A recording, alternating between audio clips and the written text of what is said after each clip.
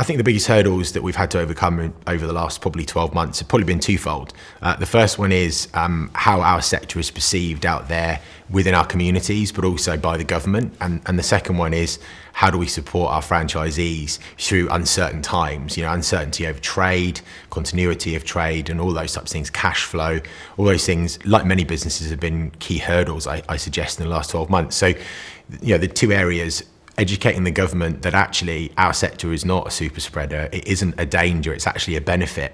When we're going through a health crisis, if you like, pandemic, the one thing that we do have that we can control is the ability to improve our health. So we had to work really quite closely with Sage to make sure that we could educate them on what our safe COVID related working guidelines would be post-pandemic, and then making sure that we were able to get that in front of the Cabinet Office and then in front of the Prime Minister, essentially, to make sure that we could exit ourselves from some of the restrictions. I mean, we obviously had to learn along the way as the pandemic grew through the process, particularly around our sector, and we were involved in a lot of working groups within the sector and within feeding through to Sage, utilising people like UK Active as well. So educating ourselves was one thing, educating the franchisees then became the next challenge through various different means. So learning the sector, learning the challenges, understanding how we can come out of it into the new phases of the new normal in our sector, and then getting that across to the network, and then continuously charging that education piece.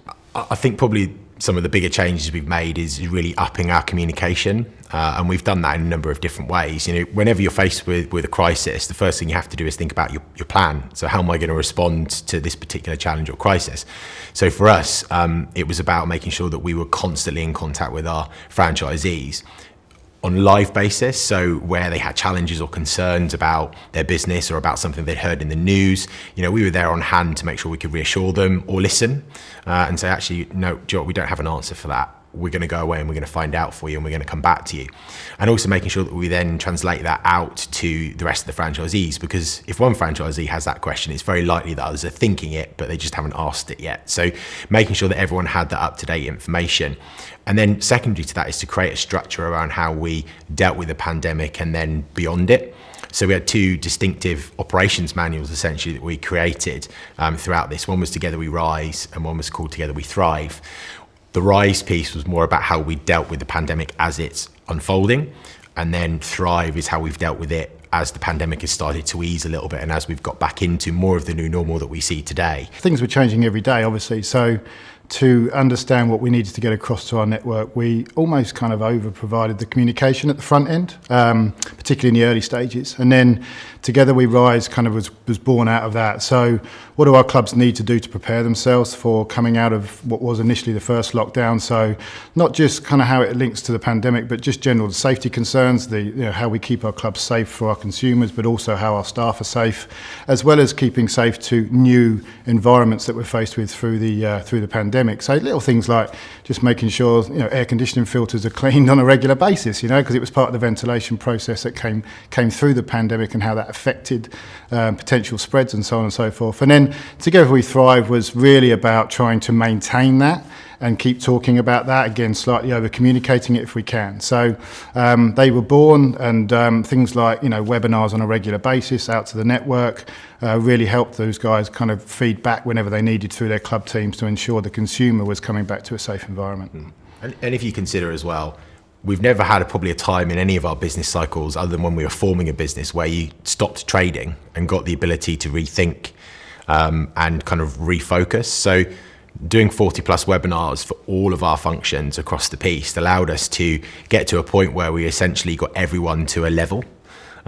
40 webinars, retraining our entire estate, franchisee all the way through to club teams and teams that are on the ground, was pretty fundamental, and it's probably set us up greater foundations as we've kind of come out of COVID the other side. So some of the big sort of changes, I guess, that we've made to help grow our business in the future in a post-COVID world, but not just that, keep our current franchisees sustainable for the future, they've probably been a couple of fold. The first one is, as we've got into kind of reworking what the internal look and feel of our stores or our clubs operate in or look like, that's taken a bit of a review. We've had supply chain challenges, as many businesses have, in terms of how we build clubs, how we refresh clubs, getting raw materials, looking at timelines to be able to get those materials. They've all been a challenge. So we've had to rethink that. The second piece is, unfortunately, throughout the period of COVID, we've seen the downfall of other sectors, retail being one. The high street has taken a relative pounding. We've had an increase in stock, if you like, of available properties, slightly smaller than we would probably normally do. So we've had to rethink our model and look at how we could scale it quicker using slightly smaller stores. So we've been doing our own concepts, we've been building our own infrastructure, our own stores to make sure we can prove that concept and therefore look at how we can scale into our white space a little bit quicker, but still keeping a very highly profitable model for our franchise owners. And in keeping and in doing that, we've also allowed our franchise owners that have been in the network a long while to refresh their club, bring it up to the standard and the levels that we want moving forward, and therefore get some regrowth in their businesses at the same time. That's, I think, quite substantial in terms of where we are. But in terms of building, supply chain has been... Yeah, supply chains, we've had to work very, very closely with all of our partners, because obviously not just kind of raw materials and things like lead times, it's also how our projects are funded as well have changed dramatically. We work very closely with our funding partners and the banks as well to drive more ability to open new clubs, because we're still getting a very, very strong interest from new franchisees, and our current franchisees also are looking at their next clubs. And actually, as Neil says, properties is a good point. We've got properties at our disposal a little bit more, but we're having to work different factors into ensuring our clubs can open and new growth continues. So things like driving the supply chain, driving the funding programs. But let's be clear, we are coming out, dare I say, of a health pandemic, and our sector is about health and well-being. So we're building health and well-being centres for our consumers. So long may that continue to grow our business. And like other businesses, we've improved our digital presence a little bit. So as much as we're a bricks and mortar business, we exist in the physical world.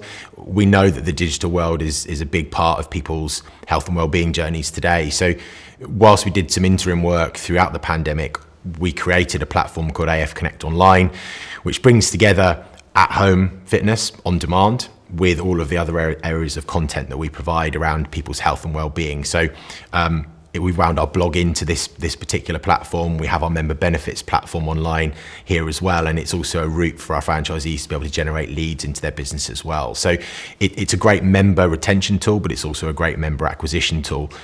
So again, it's physical and digital, and we have to bring both of those things together to give people ultimate convenience, which is really what our brand is about. It's about ultimate convenience and helping people to get healthy.